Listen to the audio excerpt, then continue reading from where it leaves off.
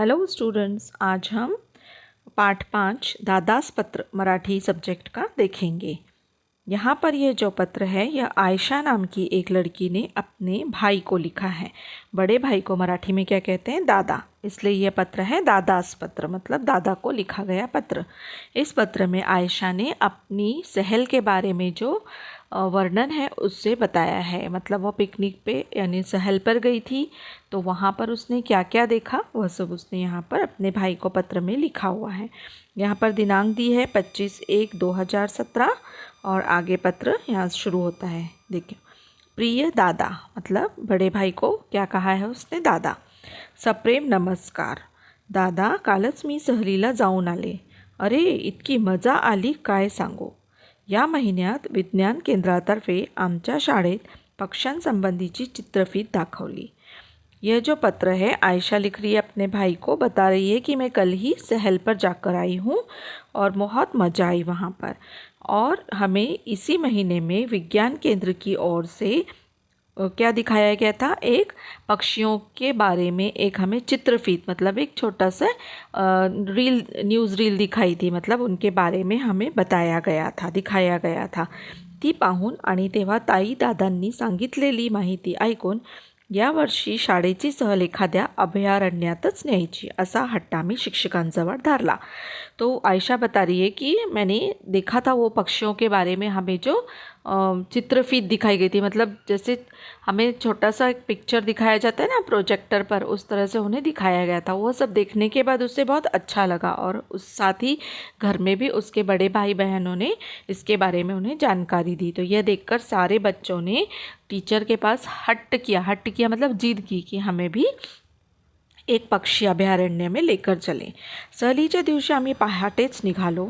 सोलापूर बार्शी मार्गावर 22 किलोमीटर अंतरावर असलेल्या नान्नज गावाजवळ माळढोक अभयारण्य आहे। तो अब ये सहल कहाँ गई थी?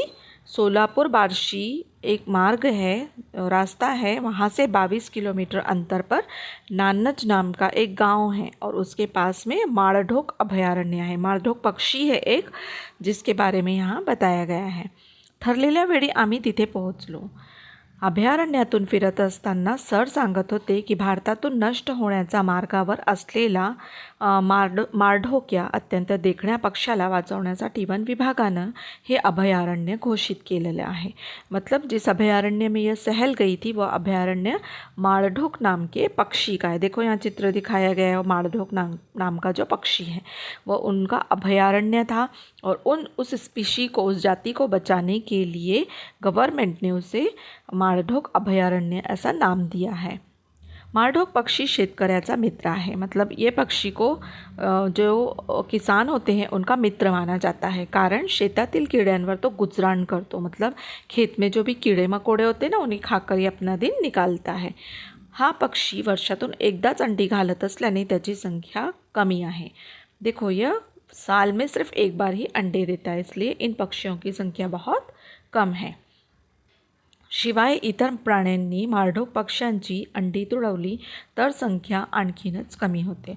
और उसके अलावा अगर एक जो प्राणियों को पता पड़ गया कि भाई ये माळढोक पक्षी के अंडे हैं तो वो उन्हें खा जाते हैं या ख़राब कर देते हैं, जिसकी वजह से इनकी संख्या कम हो जाती है, क्योंकि उन अंडों में से कोई पक्षी निकल ही नहीं पाते हैं। दादा, आम्ही हा माळढोक पक्षी अगदी जवळून व निरखून बघितला। वो अपने भाई को कह रही कि हमने ये इस पक्षी को एकदम पास से देखा है। काय त्याचा रंग, काय त्याची चोच, इतका देखना पक्षी मी यापूर्वी कधीही बघितला नव्हता। आयशा बोल रही है कि मैंने बहुत सुंदर पक्षी देखा है, उसका रंग भी बहुत सुंदर है, चोच भी बहुत सुंदर है और बहुत देखने में बहुत सुंदर पक्षी है। ऐसा पक्षी मैंने कभी नहीं देखा। माळढोक पक्ष्यांबरोबरच आम्ही चंडोल, माळटिटवी तसेच इतर पक्षीही पाहिले और इन्हीं के साथ उन्होंने चंडोल पक्षी और टिटहरी जो होती है ना, माळटिटरी मतलब जंगल में रहने वाली, उसे भी देखा। आमच्या शिक्षकांनी माळढोक पक्ष्यांचे फ़ोटो कैमरात टिपले और टीचर ने क्या किया, उससे कैमरे में माळढोक पक्षी का पिक्चर भी लिया। पक्ष्यांचे फोटो काढण्यापूर्वी वन खात्याची पूर्वपरवानगी घ्यावी लागते, हे आम्हाला नव्यानंच समजलं। अभी किसी भी पक्षी का अगर फ़ोटो लेना है अभयारण्य में तो वहाँ के जो वन अधिकारी हैं उनकी परमिशन लेना पड़ती है, ऐसा बच्चों को पता पड़ा। पक्षी हा संतुलित पर्यावरणाचा अविभाज्य घटक आहे. मतलब हमें पता है पक्षी भी हमारे वातावरण का एक अंग है. प्रदूषण टाळण्यात, बियांचं वहन करण्यात त्यांची प्रमुख भूमिका असते. इसी तरह प्रदूषण कम करने में और जो बीज होते हैं बीज होते हैं ना, उन्हें एक जगह से दूसरी जगह में ले जाने का काम भी हमें पता है. साइंस में हमने देखा है कि पक्षी जो बीज होते हैं ना, वो एक जगह से दूसरी जगह में डालने का या फैलाने का काम भी करते हैं, जिसकी वजह से जंगल जो हैं अच्छी तरह से बढ़ते जाते हैं. हे आमच्या सरांनी सांगितलेलं आम्हाला पटलं. आमची सहल अविस्मरणीय झाली और हमारी जो ये सहल थी वो हमारे लिए अविस्मरणीय हो गई है. मतलब हम उसे कभी भूल नहीं सकते. दादा, अभयारण्यातून फिरताना मला तुझी खूप आठवण आली, कारण तुलाही पक्षी खूप आवडतात.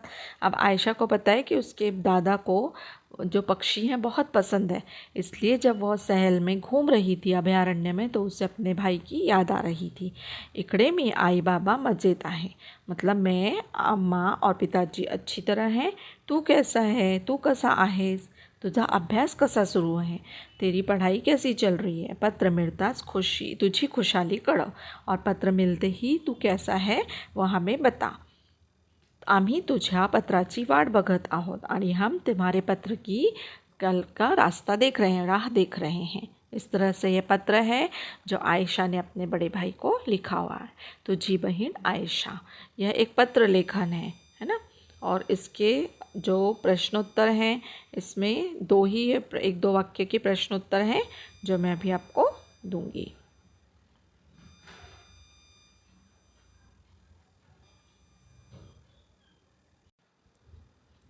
दादास पत्र का यह स्वाध्याय है. इसमें 2 ही क्वेश्चन आन्सर्स हैं.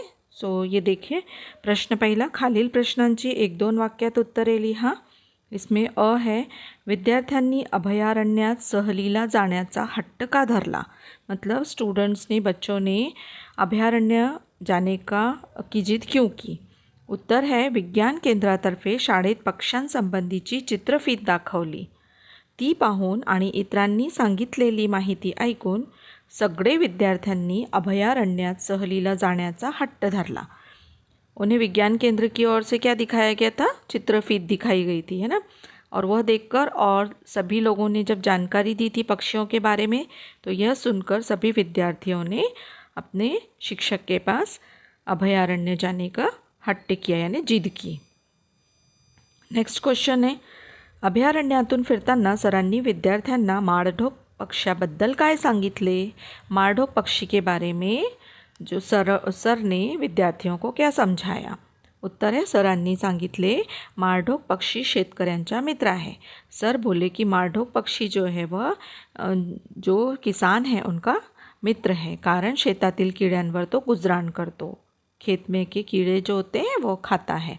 हा पक्षी वर्षातून एकदाच अंडी घालत असल्याने त्यांची संख्या कमी आहे और एक ही बार वर्ष में, यानी पूरे साल में एक ही बार ये अंडे देता है, इसलिए इनकी जो संख्या है वह बहुत कम है.